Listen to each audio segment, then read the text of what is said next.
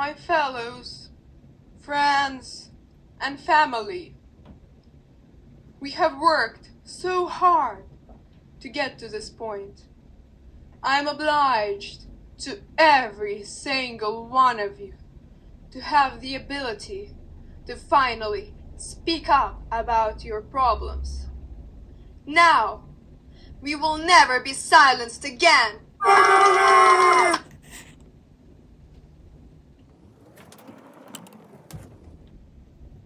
Whoa, he has so much power.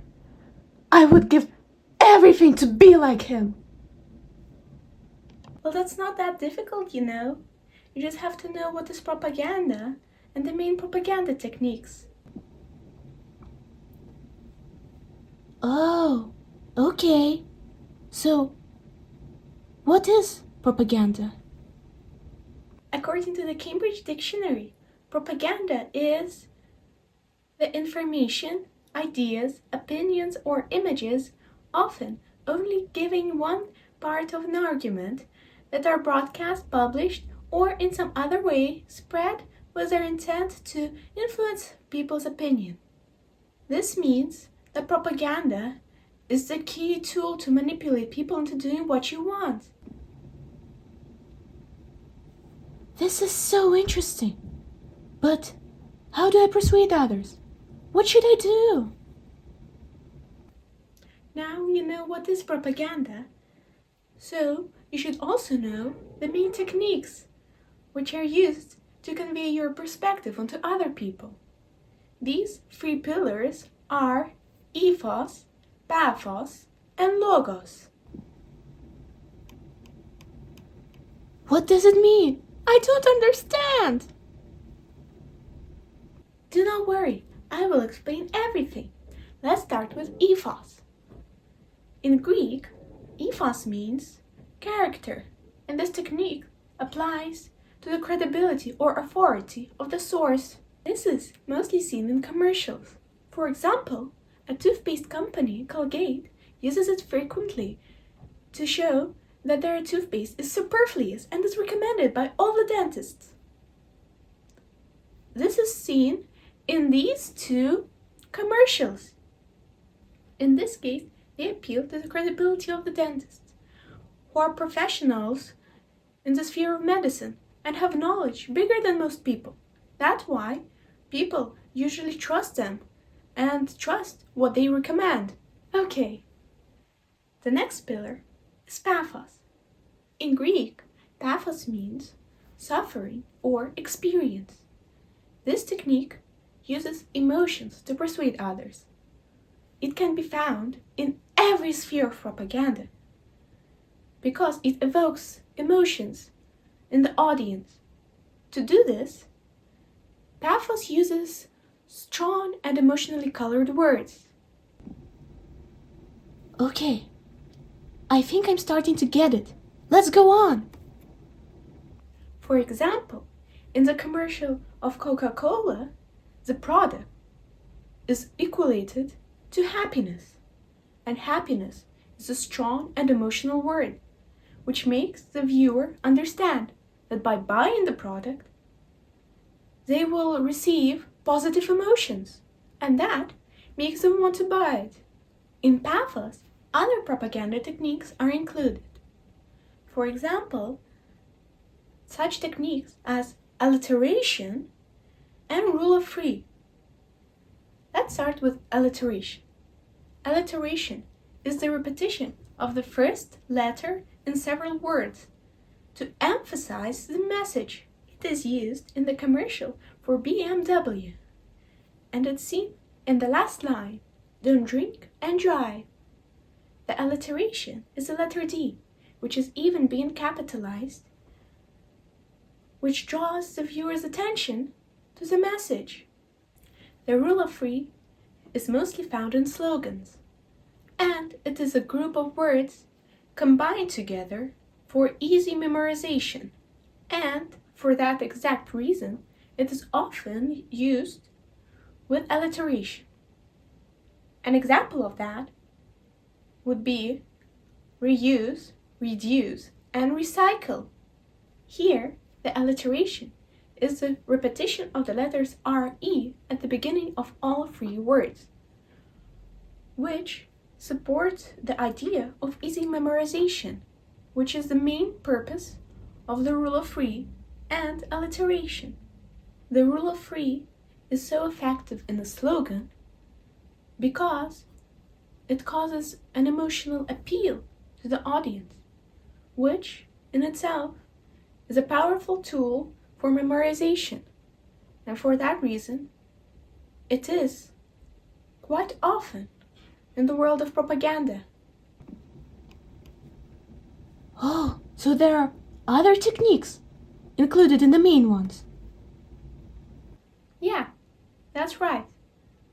Let's move on. The next technique is logos. From Greek, it means word or reason. This technique involves statistics or data to persuade others. This is one of the most effective techniques because not many people understand that, but it shows the intelligence of the person who is talking. Don't tell anyone.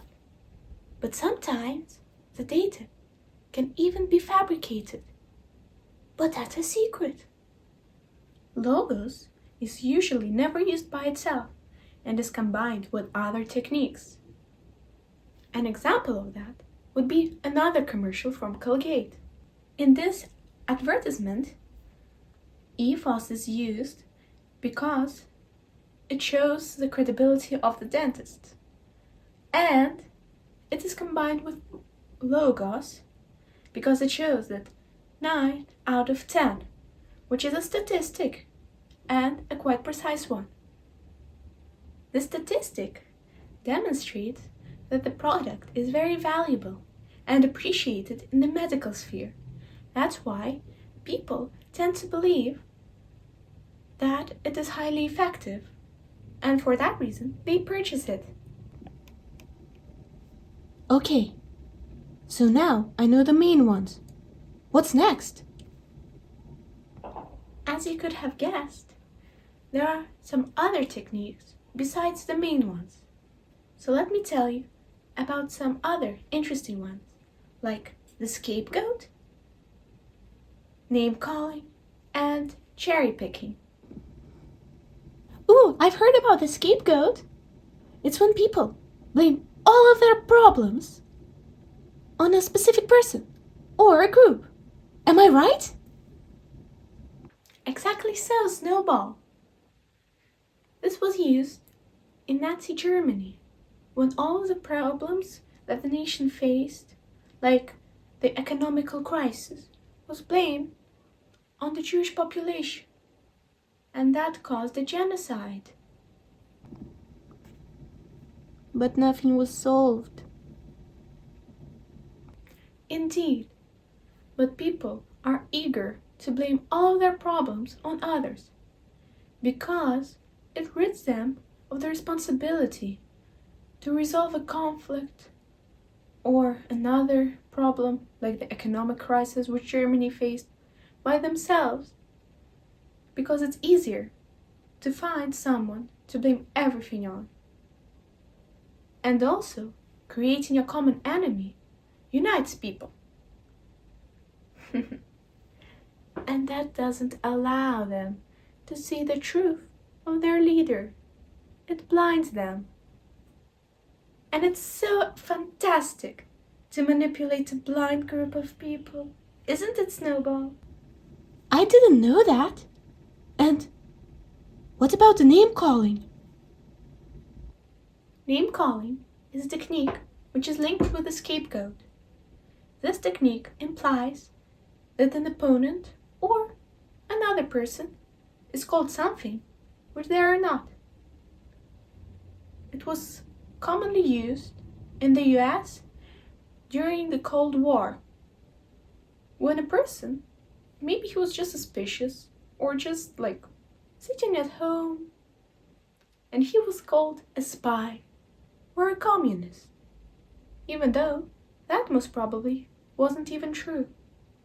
Nowadays, this technique is also commonly used.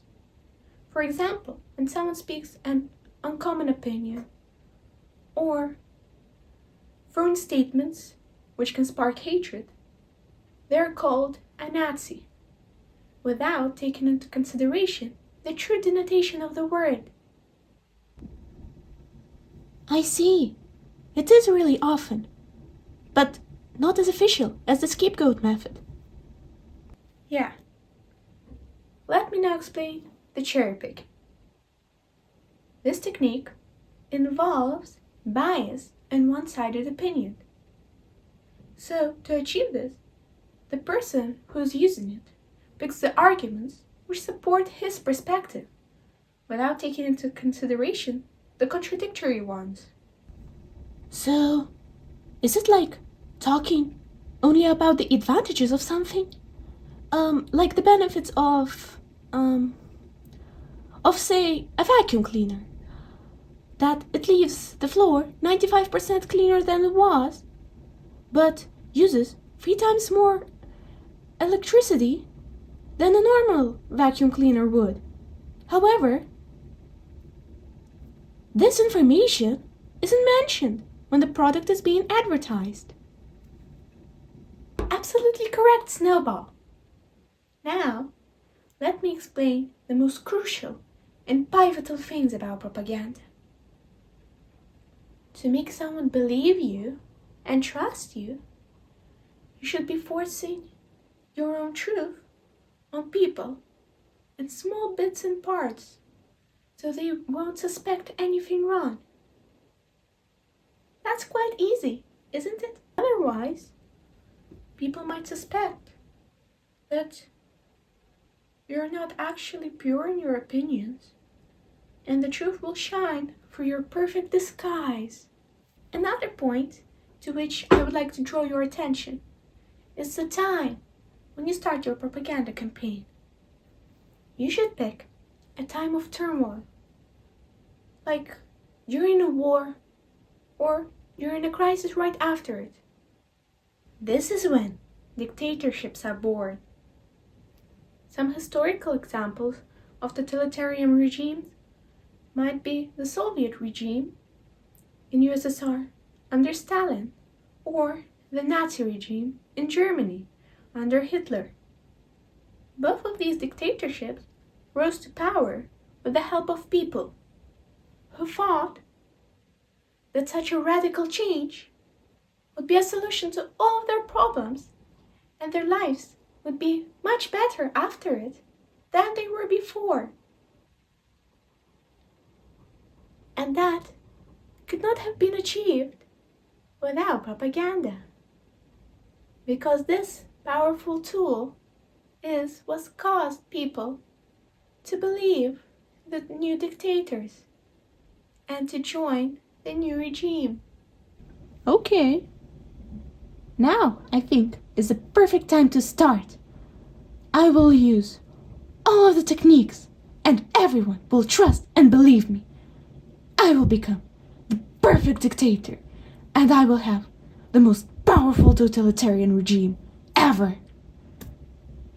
Most definitely. Only remember to be charismatic, because this is what will make people want to listen to you, to see you, and to trust you. Also, do not read off a paper. That will horribly ruin your presentation.